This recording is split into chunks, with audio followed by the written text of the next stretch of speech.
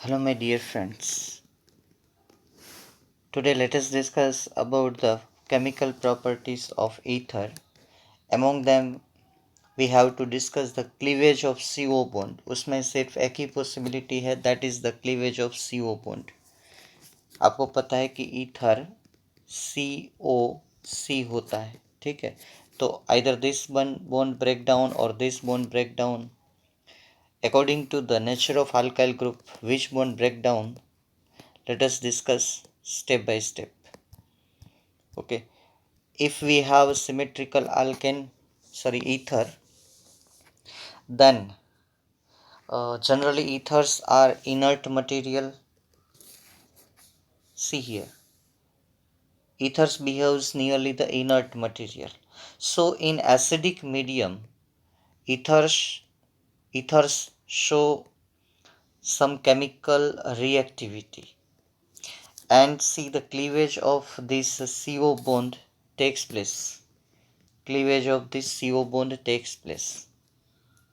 Okay, so main reaction is the cleavage of CO bond. और condition हमें चाहिए drastic. Under drastic condition with excess halo acids, hydrogen halides.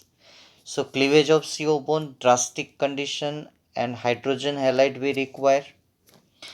And if both alkyl groups are the simple alkyl groups, either secondary or tertiary, then we get from dialkyl ethers to two alkyl halide molecules. तो हम लोगों को दो alkyl halide molecules मिलेंगे. ठीक है, देखिए reaction दो स्टेप में जाएंगे. अगर आप एक स्टेप में रिएक्शन दिखाना चाहते हैं तो पहले मैं आपको दिखा देता हूं. ROR या तो R डैश, लेकिन दोनों सिमिलर होने चाहिए, प्लस 2 हाइड्रोहेलिक एसिड स्ट्रॉन्ग. ठीक है, ये R और एक X RX, ये CO बॉन्ड टूटेगा और दूसरा X, तो हमें जो प्रोडक्ट मिलेगी वो मिलेगी 2RX 2 हेलो अल्केन प्लस ये दो हाइड्रोजन. ये रिएक्शन समझने के लिए है, ऐसे रिएक्शन मैकेनिज्म ऐसे नहीं जाती है, मैकेनिज्म हम बाद में डिस्कस करेंगे. And see we get 2 hydrogen and 1 oxygen H2O as a byproduct. This reaction takes place actually in two steps. How is it takes place? See here on your screen. Take a first mole of ether. See here, this is the first mole of ether.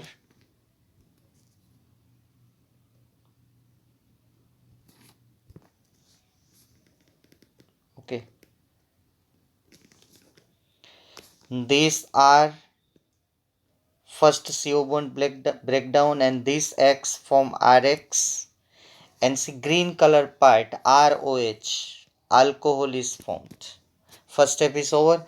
This alcohol react with another mole of HX, and from that alcohol R and OH bond breakdown, RO bond CO, another CO bond breakdown. This R and this, not that one is the H, this X combine together and we get the another mole RX, 2 mole RX, and this green color part H and OH is removed as a water molecule. Is it clear? It's a very simple reaction.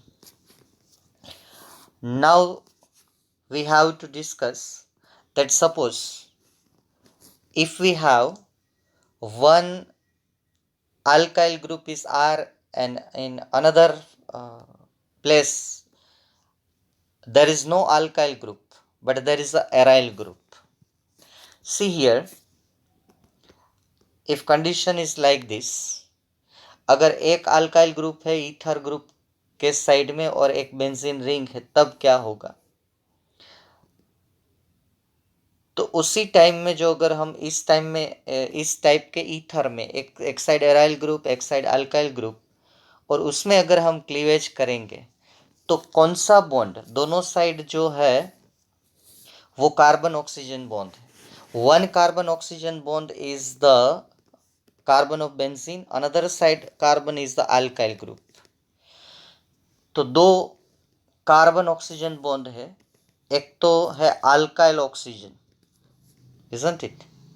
Alkyl oxygen, तो वही cleavage होगा, alkyl oxygen bond cleavage होगा क्योंकि वो week होगा। वो क्यों week होगा? तो मैंने आपको अल्कोहल में बताया कि due to resonance this bond get double bond effect, this carbon oxygen bond get of benzene ring, this one, ये राउंड वाला बॉन्ड, यहाँ पे due to resonance double bond effect आ जाती है, ये डबल बॉन्ड इफेक्ट, तो ये बॉन्ड तोड़ना थोड़ा मुश्किल हो जाता है, ये बॉन्ड जो है वो इजीली टूट जाता है। तो एक ही बॉन्ड ब्रेक होगा, वो ओ आर वाला होगा, ओ ए आर वाला नहीं होगा, ठीक है।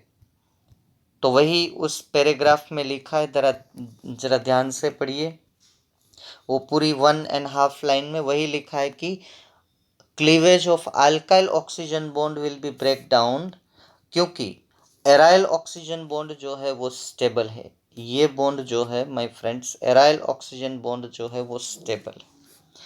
तो अब आर ओ बॉन्ड टूटेगा तो हेलोजन कहाँ पे जाएगा? आर के साथ। तो इस कंडीशन में ध्यान रखिएगा, ये बहुत ही कॉम्पिटिटिव क्वेश्चन है। बच्चे आयोडोबेंजीन या तो हेलोबेंजीन बना देते हैं, हेलोबेंजीन नहीं बनता है साहब, यहाँ पे अल्काइल हैलाइड मिलता है, क्योंकि ये आर निकल जाता है, ये आर जो राउंड किया मैंने, ये ओ आर बॉन्ड टूटता है, वो ये बेंजीन वाला तो रेजोनेंस के हिसाब से स्ट्रॉन्ग है, ओके। तो ये आर और हेलो एसिड का हेलोजन मिलके हमें अल्काइल हैलाइड प्रोडक्ट देते हैं, और ये हाइड्रोजन जो है वो बेंजीन के ऑक्सीजन के साथ चला जाता है और हमें प्रोडक्ट फिनोल मिलती है, ठीक है। इसमें ध्यान में रखिएगा, आर का ही हेलो अल्केन मिलता है, हेलो एराइल नहीं मिलता इसमें। तो बच्चे कौन सी प्रोडक्ट बनाते हैं इसमें? ये बॉन्ड तोड़ डालते हैं, ये बॉन्ड, और आर ओ एच अल्कोहल बना देते हैं, और ये एक्स हेलोजन के ऊपर लगा देते हैं। तो ये बहुत बड़ी गलती है, ये आपको याद रखना है as a student. Exam hall में अगर ये याद आ जाए तो बहुत बड़ी बात है,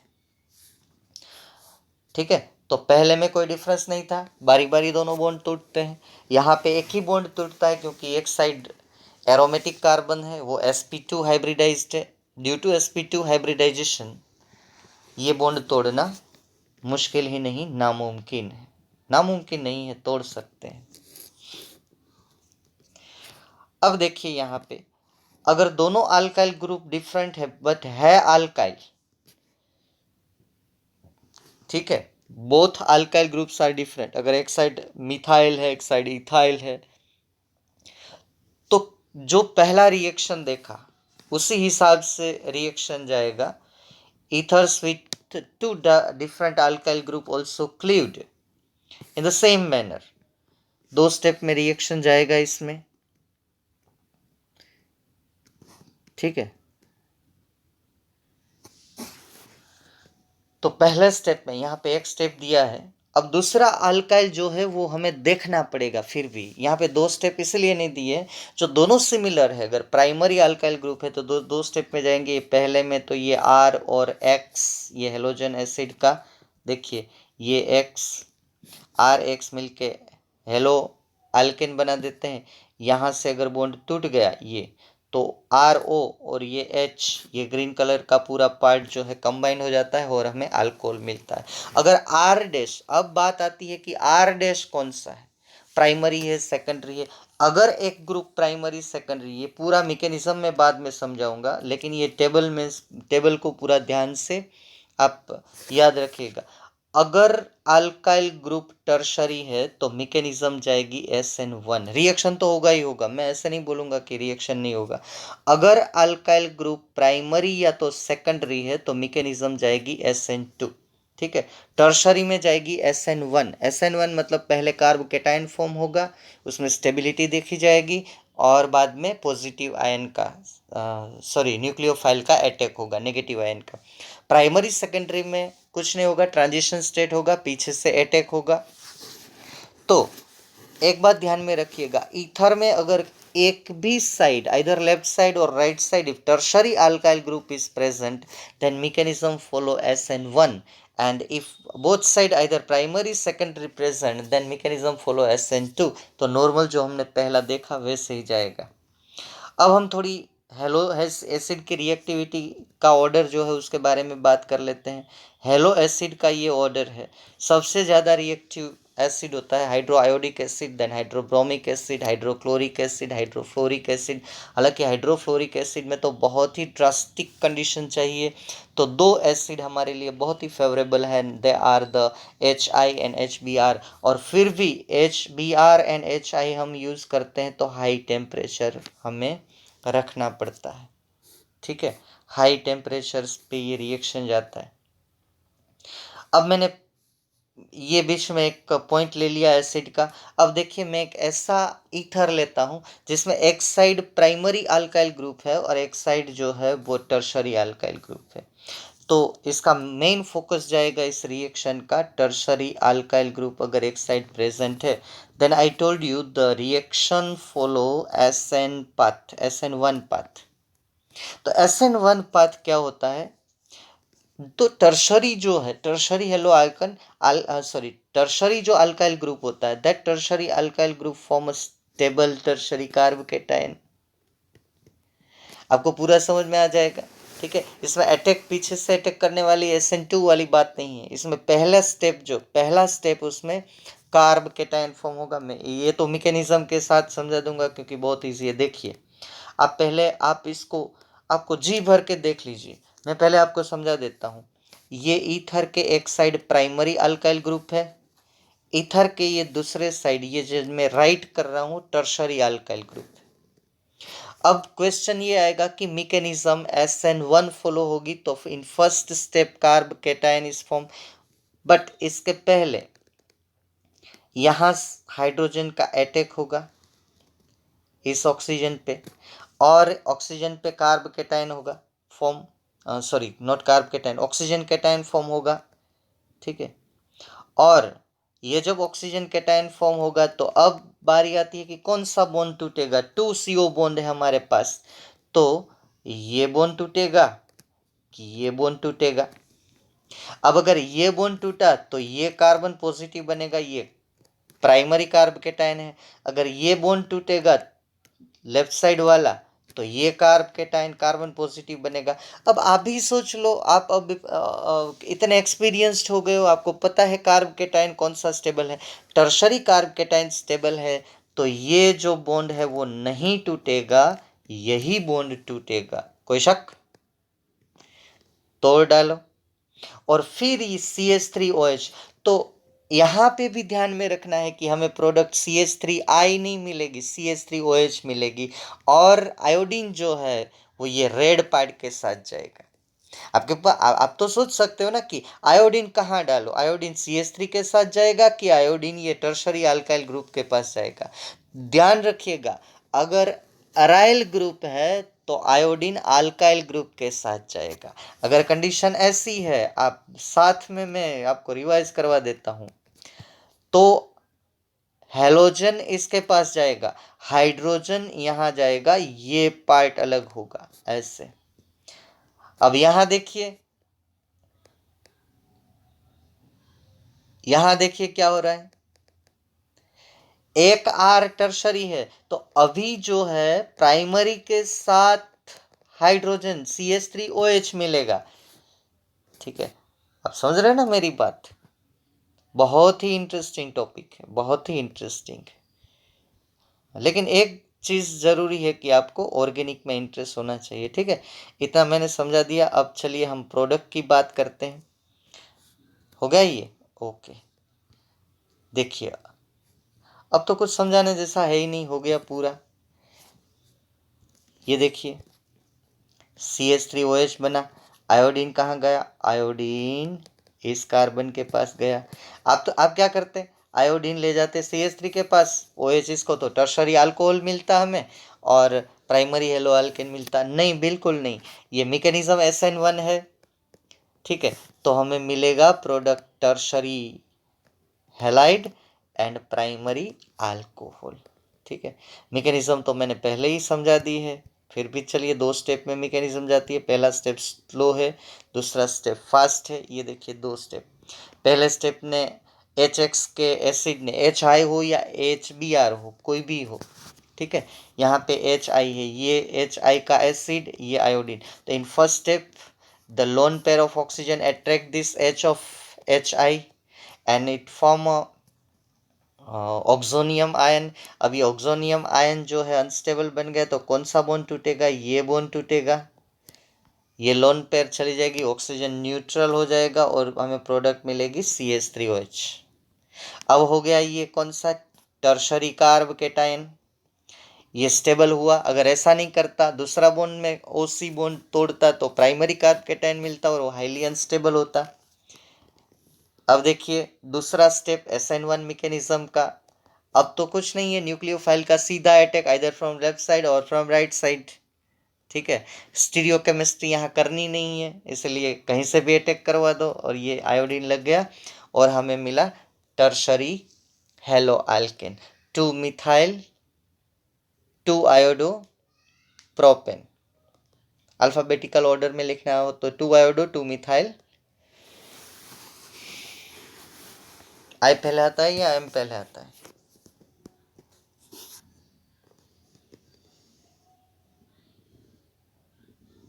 आई पहले आता है। वाह,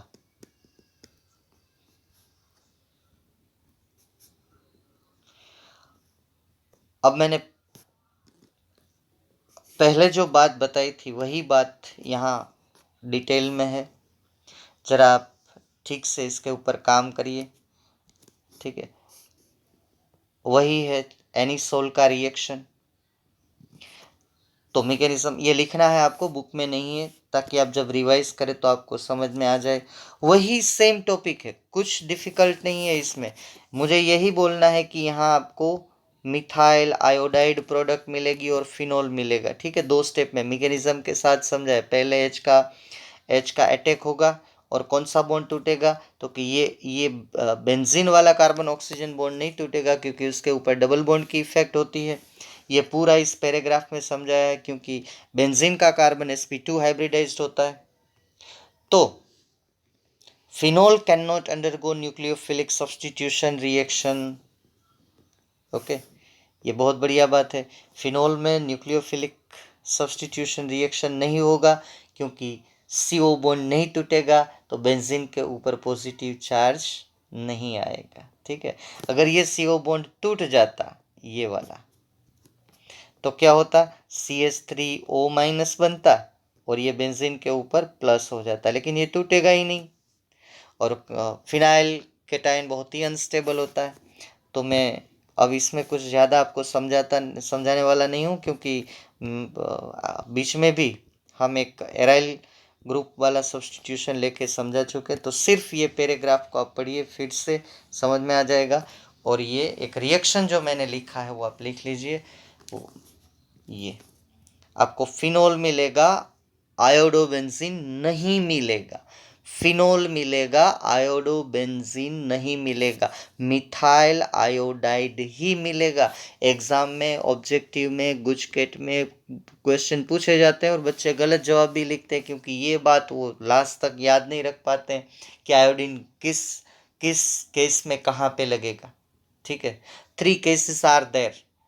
अगर एक साइड सिंपल अल्काइल है, एक साइड टर्शरी अल्काइल है, दोनों साइड अगर एक साइड प्राइमरी और सेकेंडरी है तो कोई प्रॉब्लम नहीं है, उसमें तो SN2 मैकेनिज्म से ही आपको जाना है, ठीक है। दोनों साइड प्राइमरी अल्काइल है तो वो तो मैंने पहले स्टेप में आपको बता दिया। ये वाला, ये सीधा रिएक्शन ये रहा, देखिए 2 स्टेप में जाता है। लेकिन अगर एक साइड एराइल हो, एक साइड अल्काइल हो, तो ये होता है। नीचे मैंने एक एग्जांपल देके आपको समझाया। ये ऊपर भी आप शिफ्ट कर सकते हो, ये लास्ट वाला, ठीक है। ये वही है सेम। अगर एक साइड एराइल का कार्बन हो, ये वाला, और एक साइड अल्काइल का कार्बन हो, तो कैसे होगा? ऐसे होगा, ठीक है, ऐसे होगा। 2 स्टेप में आप रिएक्शन दिखा दीजिए, ठीक है। वेरी गुड, चलिए आपको पूरा समझ में आ गया? क्या बात है, बहुत ही इजी टॉपिक है और लॉजिकल टॉपिक भी है। ऐसा नहीं है। आप देखिए, स्टेप बाय स्टेप देखते जाइए, है ना। और जैसे ही आप लिखना ख़त्म करेंगे वैसे ही आपको ये याद रह जाना चाहिए, ठीक है। अब मुझे ये जो मैंने सीधा रिएक्शन लिया है उसकी मैकेनिज्म आपको समझानी है। किस रिएक्शन की मैकेनिज्म? SN2 मैकेनिज्म मुझे समझानी है। ये SN2 कैसे अटैक होता है, SN2 आपको पता है, इसलिए तो हेलो अल्केन हेलो एरिन हमने बहुत डिटेल में पढ़ा है। अब देखिए, हमें डिस्क्रिप्शन में इतना वो ध्यान नहीं देना है। हम एसिड ऐसा लेते हैं जिसमें लिविंग ग्रुप बहुत अच्छा हो, और दूसरा चीज़ कि एक न्यूक्लियोफाइल भी अच्छा हो, ठीक है, अटैक करने वाला। तो यहाँ पे जो हम लेते हैं ज़्यादातर हाइड्रो आयोडिक एसिड लेते हैं। तो आपको पता है मेरे प्यारे बच्चों कि आयोडीन जो है बहुत अच्छा न्यूक्लियोफाइल है, ठीक है। अब देखिए यहाँ पे हम लोगों ने एग्जाम्पल लिया है मिथाइल इथाइल ईथर का, या तो आप बोल सकते हो कि मिथॉक्सी इथेन ना, यूपीएससी नोमेनक्लेचर मिथॉक्सी इथेन। पहला स्टेप जो है वो प्रोटोनेशन है, वो एसएन नहीं है।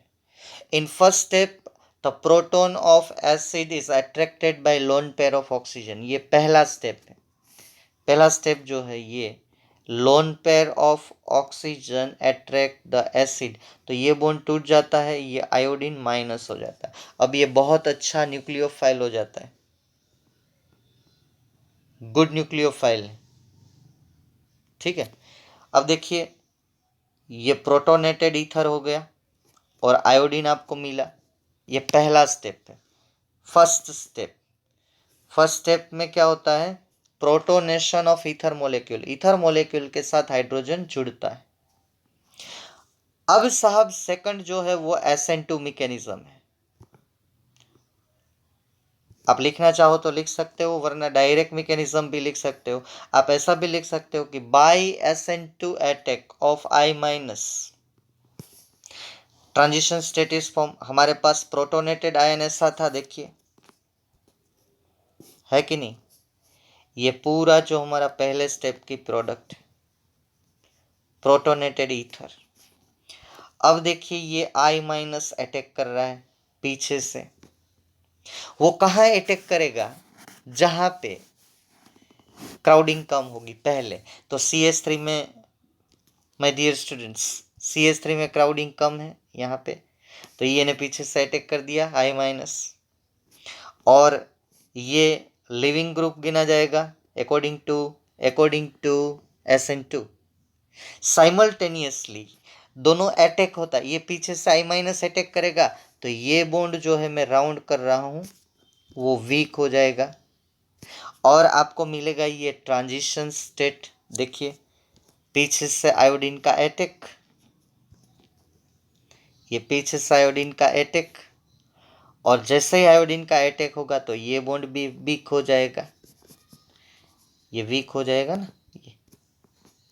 ये माइनस साइन नहीं है, ये गलत है, ये माइनस साइन नहीं करनी है आपको। अब ये प्लानर मोलेक्यूल है, आपको पता है। और जैसे जैसे टाइम जाएगा my dear students, as time passes क्या होगा?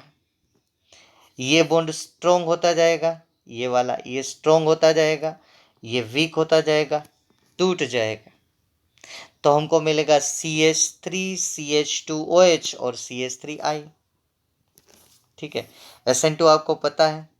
देखिए ये दो प्रोडक्ट हमें मिलेगी। पहली प्रोडक्ट हमें मिलेगी CH3I, sorry, first product we will get CH3I, और दूसरी प्रोडक्ट हमें मिलेगी इथेनॉल। सेकेंड टाइम यही होगा। अभी दूसरा OH, अब CH3I1 product that is separated out. अब सेकेंड टाइम वो दोनों स्टेप होंगे। अब तो हमारे पास सिर्फ इथेनॉल है, देखिए ये रहा सिर्फ इथेनॉल, और इथेनॉल के ऊपर अब दूसरा मोल H है, उसके H को ये ऑक्सीजन अटैक करके अट्रैक्ट करेगा। तो पहले स्टेप में क्या होगा? ये प्रोटोनेटेड अल्कोहल बनेगा, वो प्रोटोनेटेड ईथर था, अब सेकंड स्टेप में प्रोटोनेटेड अल्कोहल बनेगा और ये जो है गुड न्यूक्लियोफाइल बनेगा। ये न्यूक्लियोफाइल सेकंड स्टेप में पीछे से अटैक करेगा, क्राउडिंग इतना है नहीं, 2 हाइड्रोजन और एक मिथाइल ग्रुप का ही क्लाउड वो है स्टीरिक हिंड्रेंस, यहाँ अटैक करेगा तो ये सीधा निकल जाएगा। तो -H2O जिसको हम बाई प्रोडक्ट बोलते हैं, ये वाली हमारी बाई प्रोडक्ट है और हमें एक मिलेगा CH3CH2I। अगर दोनों साइड CH3 होते तो 2 मोल CH3I मिलते, एक साइड CH3 है एक साइड CH3CH2 है, तो एक मिला मिथाइल आयोडाइड एक मिला इथाइल आयोडाइड, 2 बार SN2 होगा, 1 टाइम SN2 और ये जो है वो सेकंड टाइम SN2 है, सेकंड टाइम। इसमें पहला स्टेप जो है वो SN2 नहीं है, first step is the protonation, second step is the attack of I- from back side and simultaneously this OH2 bond, ये जो है ना ये वाला एज अ वाटर मॉलिक्यूल निकल जाता है। ठीक है, तो ये मैकेनिज्म आपको 2 बार करनी है। ठीक है, तो समझ में आ गया आपको। इसके नीचे मैकेनिज्म हालांकि एग्जाम में पूछी नहीं जाती है, ये तो मैं आपको समझाने के लिए। तो पहला स्टेप प्रोटोनेशन ईथर के साथ, ये प्रोटोनेटेड ईथर है I-, second step SN2 attack, यहाँ पे देखिए SN2 अटैक, ये ट्रांजिशन स्टेट, ये सेकंड टाइम भी आप ट्रांजिशन स्टेट अपने आप बना सकते हो। ठीक है, क्योंकि एक बार बना दिया है तो नहीं बना, यहाँ पे सब मोलिक्यूल प्लानर होते हैं।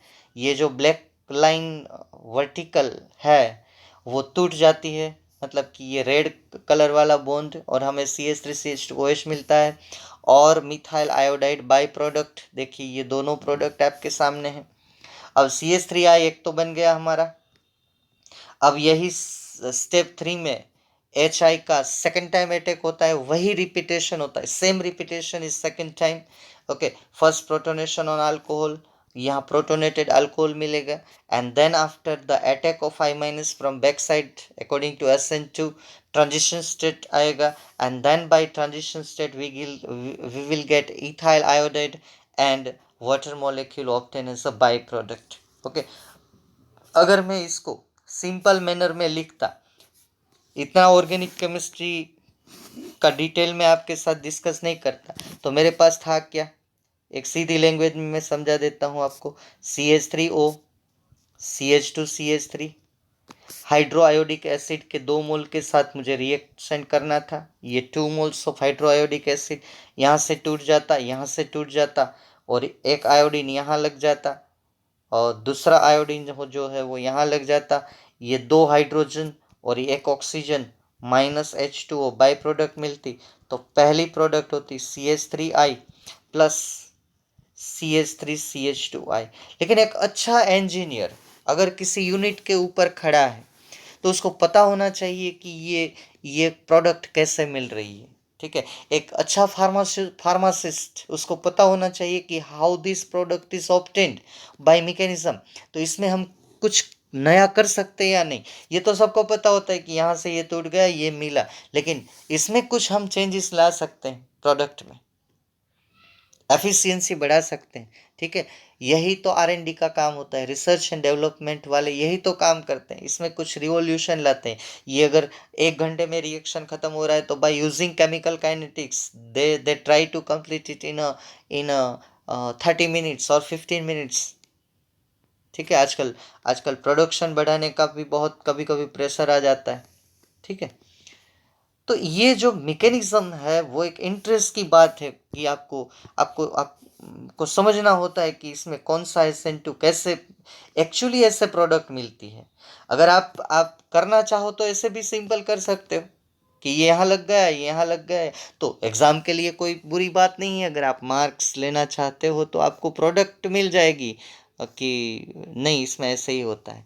चलिए, एक एक्सरसाइज में भी बहुत बढ़िया क्वेश्चन है, उसको सॉल्व करने की ट्राई करते हैं। ठीक है, तो ये इसके पीछे एक आप लिख लीजिएगा ये क्वेश्चन, ये हालांकि एग्जाम में कभी मैकेनिज्म, मेरा जहाँ तक एक्सपीरियंस है तो बोर्ड की एग्जाम में कभी पूछते नहीं है, लेकिन आप गुजकेट की एग्जाम देते हो या कोई कम्पिटिटिव एग्जाम देते हो तो ये जो लॉजिकल क्वेश्चन आते हैं कि आपको इसमें कैसे प्रोडक्ट मिलेगी, ये SN2 जाएगा, SN1 जाएगा। अब मैंने बोला ना, वो पहला जो टर्शरी एक साइड अल्काइल ग्रुप था और एक साइड प्राइमरी अल्काइल ग्रुप था, तो वो मैकेनिज्म SN1 थी, उसमें पहले कार्ब केटायन फॉर्म होता था। और ये सब में अगर प्राइमरी सेकेंडरी अल्काइल ग्रुप है दोनों साइड, तो आपको हर बार SN2 मैकेनिज्म ही सोचनी है, ठीक है। और अगर आपको कोई कंफ्यूजन हो कि व्हाट इज SN1 SN2, तो फिर चले जाइए हेलो अल्केन हेलो एरिन में, जब आप फ्री हो इसको रिवाइज करते रहिए, ठीक है। अब आपको पता चल रहा है कि कितना इंपॉर्टेंट है SN1 SN2, ठीक है। तो एक एग्जाम्पल है, और आपको पूछा है कि गिव मेजर प्रोडक्ट, तो चलिए इसके बारे में थोड़ा डिस्कशन करते हैं। अब बहुत ही कम टॉपिक बाकी है, अब सिर्फ हमें इसमें एक एक ही क्वेश्चन है, वो है इलेक्ट्रोफिलिक सब्सटीट्यूशन ऑफ ईथर। जैसे ही इलेक्ट्रोफिलिक सब्सटीट्यूशन ऑफ ईथर खत्म होता है, ये चैप्टर पूरा खत्म होता है। एक ही question, we are away on the one question to complete this chapter, okay. अब मेरे प्यारे बच्चों, जो मैंने आप लोगों को पढ़ाया अभी तक, जो मैंने आपके साथ डिस्कस किया, उसके रिलेटेड ही ये क्वेश्चन है। आपको अलग अलग टाइप के ईथर दिए गए हैं, and this ether we have to react with hydroiodic acid. तो पहले ईथर में से आपको कौन सी प्रोडक्ट मिलेगी, सेकंड ईथर में से आपको कौन सी प्रोडक्ट मिलेगी, थर्ड ईथर में से आपको कौन सी प्रोडक्ट मिलेगी, ये आपको बताना है। चलिए हम थोड़ा लॉजिकली डिस्कस करते हैं, आंसर को मत देखिएगा पहले। तो कैसे हम लॉजिकली इसको सोचेंगे, ठीक है, चलिए सोचते हैं। अगर मैं यहां से तोड़ देता हूं तो ये प्राइमरी कार्ब केटायन बनेगा, ठीक है, और ये नेगेटिव बनेगा। लेकिन यहाँ पे दोनों साइड प्राइमरी सेकेंडरी है, तो हमें ये नहीं करना है, हमें करना है SN1 मैकेनिज्म, ठीक है। ये मैंने गलत कर दिया, पहले से तोड़ना नहीं था। पहले से तो मुझे ये बताना था आप लोगों को कि ये जो है, ये पूरा मैं नहीं लिख रहा हूँ, ठीक है। ये इस साइड है CH2, ये O, और ये पूरा मोलिक्यूल पहले पहले की बात कर रहा हूँ मैं, और CH2 CH3, ठीक है। यहाँ पे आप समझ लीजिएगा पूरा लेफ्ट साइड, और पहले तो एसिड का अटैक होगा तो प्लस बनेगा ये। अब बारी आती है कि ये CO बॉन्ड टूटेगा कि ये CO बॉन्ड टूटेगा, कौन सा CO बॉन्ड टूटेगा?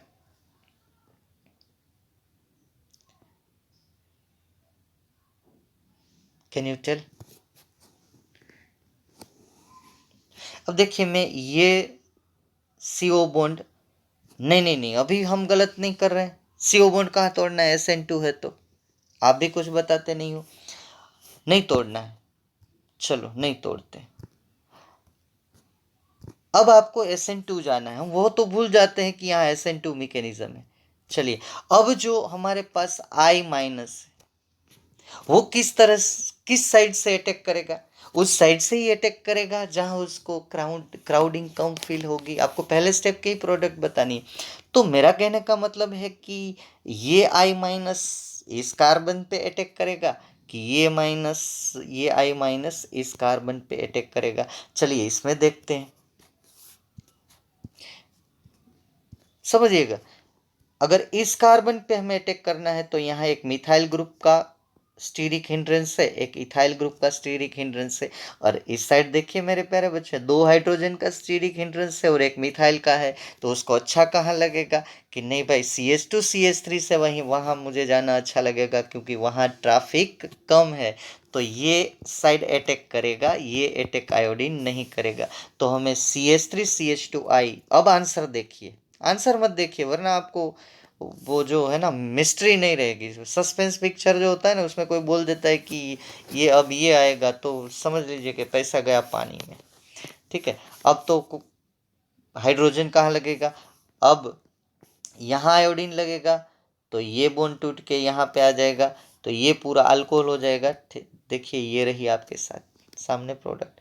तो इस साइड अल्कोहल, जो सबसे ज्यादा क्राउडिंग है वो अल्कोहल बनेगा।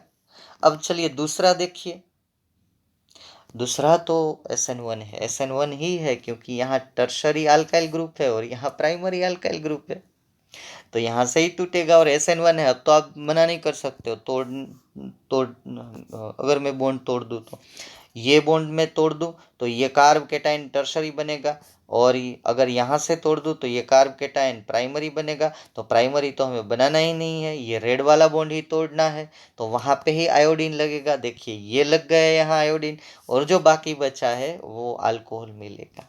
ठीक है, अब तीसरा वाला भी मैं समझाने वाला नहीं हूँ क्योंकि वो भी ये बेंजीन तो आपको आपको है ना कंफ्यूज करने के लिए दिया। देखिए HI के साथ आपके पास या तो आप ये बॉन्ड तोड़ सकते हो और ये बॉन्ड तोड़ सकते हो। ठीक है, यहाँ भी बॉन्ड तोड़ने वाली बात है, तो CO बॉन्ड तो मैंने बेंजीन वाला नहीं ही टूटेगा ऐसा बोला है, तो ये वाला जो राइट कर रहा हूँ वही टूटेगा। तो ये होगा माइनस और ये होगा प्लस, तो आयोडीन कहाँ पे लगेगा, I- इस साइड और एसिड का हाइड्रोजन इस साइड, तो हमें प्रोडक्ट मिलेगी फिनोल और बेंजाइल आयोडाइड, वही होगा। देखिए है ना, क्या बात है, बेंजाइल आयोडाइड और फिनोल। देखिए पूरी थियोरी 3 क्वेश्चन में रिवाइज कर दी, पूरी थियोरी। ठीक है, अब मैं निकाल देता हूं, आप 5 मिनट बैठ के आप पहले थियोरी प्रिपेयर करो, फिर ये तीनों क्वेश्चन फिर से करना, सोच के करना, दिल से करना, और अगर नहीं करना है तो कॉपी पेस्ट कर लेना। ठीक है, आपकी मर्जी, लेकिन है बहुत बढ़िया, है कि नहीं? सोचिए आप, SN2 आपका रिवाइज हो रहा है, आपको आपको ये भी पता चल रहा है कि कब SN1 होगा। अब दोनों साइड बेंजीन दिए तो कंफ्यूज करने वाली बात ये आ गई कि अब ये तो कौन सा टूटेगा, लेकिन आप ये नहीं देखते हो कि बेंजीन के ऊपर CH2 दिया, वो अल्काइल ग्रुप है, तो अल्काइल ऑक्सीजन टूटेगा, एराइल ऑक्सीजन नहीं टूटेगा। उस कंसेप्ट से चलिए चलो मैं क्लियर कर देता हूँ क्योंकि मैंने समझा दिया है। आप लिख लेना, ठीक है, बहुत बहुत मोस्ट इंपॉर्टेंट करके लिख लेना, ऐसे लिखना क्योंकि सिंपल लॉजिक लगता है, और ऐसे ही क्वेश्चन JEE गुजकेट आते हैं, लेकिन हम क्या करते हैं कि कंफ्यूज रहते हैं, क्या पूछेंगे क्या नहीं पूछ, यही तो ये वो लोग पूछते हैं, लेकिन हम लोग इंटरेस्ट से इतना प्रिपेयर नहीं करते। नीट में तो खास ऐसे क्वेश्चन आते हैं, सीधे साधे सिंपल, ये जीट लिख दिया,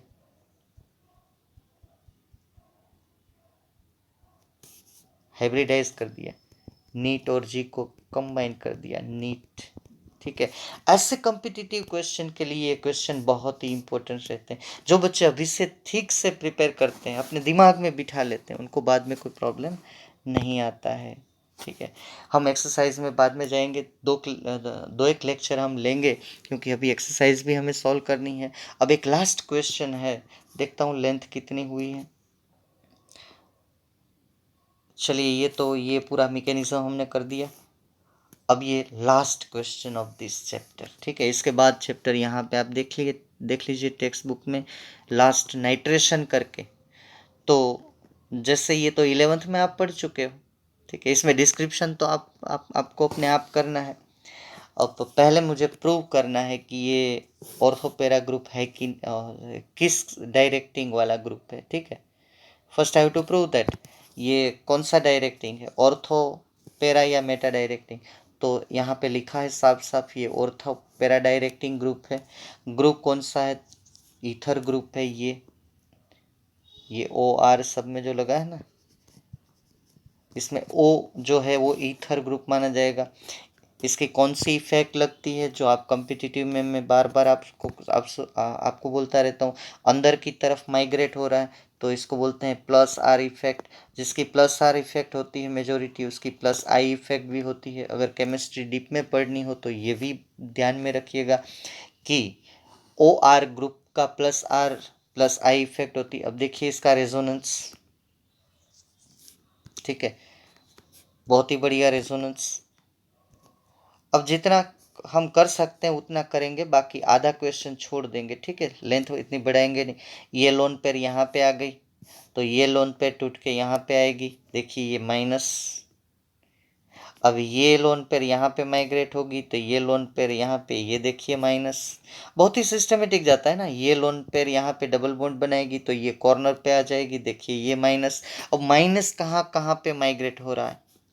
अब लास्ट देखिए, लास्ट रेजोनेंस वाला, कि इसको यहाँ पे डबल बॉन्ड दे दो और ये ऑक्सीजन का डबल बॉन्ड तोड़ दो, तो ये fifth number, 5 resonance structures are there, ठीक है, 5 resonance structures are there and very easy resonance structures are there. देखिए बहुत ही इजी रेजोनेंस स्ट्रक्चर है। तो पहले तो आप ये हेडिंग लगा दीजिए कि right A note on electrophilic substitution reactions of anisole. मैं बार बार बताता रहता हूँ और एक लास्ट बार बता दूँ, और भी रिवाइज होगा। Organic compound containing oxygen part 2 में कार्बोक्सिलिक एसिड, आल्डिहाइड, कीटोन, ठीक है, एस्टर एटसेट्रा, उसमें भी यही रिएक्शन आएंगे। तो जब भी इलेक्ट्रोफिलिक सब्स्टिट्यूशन रिएक्शन आएंगे तो उसमें कितने रिएक्शंस इंक्लूड होते हैं। एक तो alkylation, sorry Friedel Crafts alkylation, Friedel Crafts acylation, nitration, sulphonation, halogenation, ठीक है। ये 5 रिएक्शन जो होते हैं, अब हमारी बुक में सिर्फ हमको हेलोजिनेशन बोला है और फिडेलक्राफ्ट रिएक्शन मतलब अल्काइलेशन एसाइलेशन और उसके बाद नाइट्रेशन। तो आप सिर्फ हेडिंग, ये होमवर्क में आपको लिख के देने की ज़रूरत नहीं है, आप सिर्फ इतना इसका रेजोनेंस स्ट्रक्चर थोड़ा ड्रॉ करके रखिएगा, इतना लिख के रखिएगा कि ऑर्थो पैरा डायरेक्टिंग ग्रुप है। तो हम नेक्स्ट लेक्चर में ये हेलोजिनेशन, फिडेलक्राफ्ट अल्काइलेशन और ये नाइट्रेशन इतना करेंगे, यहाँ चैप्टर खत्म हो जाएगा। बाद में पूरी एक्सरसाइज सोल्व करेंगे, ठीक है, तभी तो पता चलेगा कि आपको ये चैप्टर कितना आपके दिमाग में आया है, ठीक है।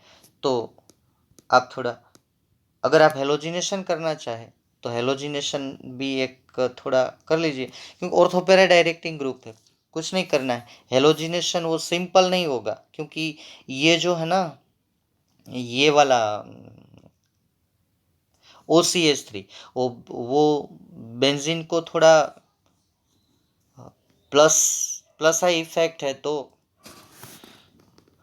कुछ डीएक्टिवेटिंग ग्रुप जैसा है, ठीक है।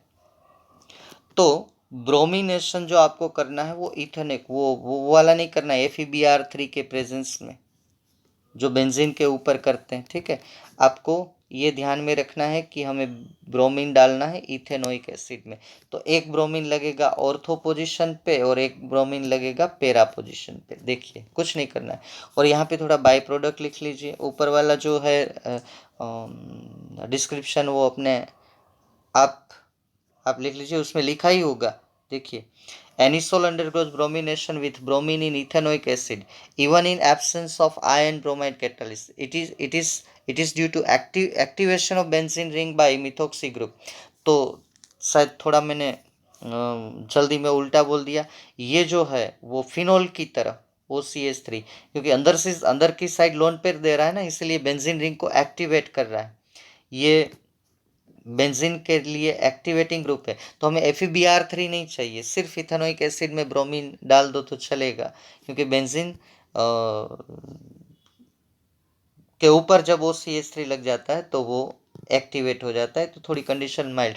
तो आपको मिलेगा पेरा ब्रोमो एनिसोल और ऑर्थो ब्रोमो एनिसोल। अगर आपको IUPAC, एनिसोल IUPAC नाम ही है, और अगर आपको फुल IUPAC लिखना है तो 4 ब्रोमो एनिसोल और ये लिखेंगे 2 ब्रोमो एनिसोल। तो एक ये ब्रोमिनेशन कर, हेलोजिनेशन कर लीजिएगा। तो फ्रीडेलक्राफ्ट अल्काइलेशन एंड नाइट्रेशन हम बाद में करेंगे, 3 ही करने, टोटल हमारे पास 5 है, ठीक है। हेलोजिनेशन, फ्रीडेलक्राफ्ट रिएक्शन और नाइट्रेशन, इतना ही करना है, ठीक है। तो आप ये वाला लिख लीजिए, जिसमें आपको FeBr3 कैटालिस्ट नहीं चाहिए, Br2 एसिड, एथेनोइक एसिड चल जाता है। और उसका रीज़न क्या है, कभी कंडीशन भी पूछी जाती है, देखिए कि कौन सी कंडीशन एनिसोल का ब्रोमिनेशन करेगी, तो हम तो क्या करते हैं FeBr3 लिख देते हैं, लेकिन आपको ये पता होना चाहिए कि it is due to the activation of benzene ring by methoxy group. और जो पेरा आइसोमर है उसकी यील्ड हमें 90% मिलती है, ओनली ऑर्थो आइसोमर की 10% मिलती है, ठीक है। अब आपको क्वेश्चन आएगा कि सर ऐसा क्यों, दोनों में तो नेगेटिव चार्ज, तो रेजोनेंस में ऑर्थो पैरा पे सेम जा रहा है। तो ये भी आपका क्वेश्चन बहुत बढ़िया है। ठीक है, चलिए उसके बारे में डिस्कस करते हैं। अब देखिए, ब्रोमीन किसी भी हेलोजन के पास 3 लोन पेयर होती है, चाहे वो क्लोरीन हो ब्रोमीन हो, जब भी वो बॉन्ड बनाता है तो 3 लोन पेयर तो रहती है। अब जहाँ पे भी ऑक्सीजन हो उसके पास भी 2 लोन पेयर होती है, और खुद बेंजीन रिंग के पास 6 पाई इलेक्ट्रॉन है। अगर ब्रोमीन ऑर्थो पोजीशन पे आता है तो खुद की 3 लोन पेयर है, और ये इस ऑक्सीजन पे 2 लोन पेयर है। ठीक है, टोटल 5 लोन पेयर का क्लाउड हो जाता है, तो रिपल्सन बढ़ जाता है। तो ब्रोमीन जब भी वहां लगने जाएगा तो उसको ऑक्सीजन की लोन पेयर रिपल्स करेगी, तो ब्रोमीन को लगेगा दोनों साइड सेम है, इस ऑर्थो पे या उस ऑर्थो पे जहां पे जाएगा वहां पे टोटल 5 लोन पेयर का रिपल्सन लगेगा ना, है कि नहीं। और बेंजीन खुद, ब्रोमीन हालांकि वहां लगने जाए तो बेंजीन खुद ही एक इलेक्ट्रॉन रिच रिंग है, लेकिन due to minus I effect फिर भी ये ड्रास्टिक कंडीशन थोड़ी स्ट्रॉन्ग कंडीशन में लग जाता है।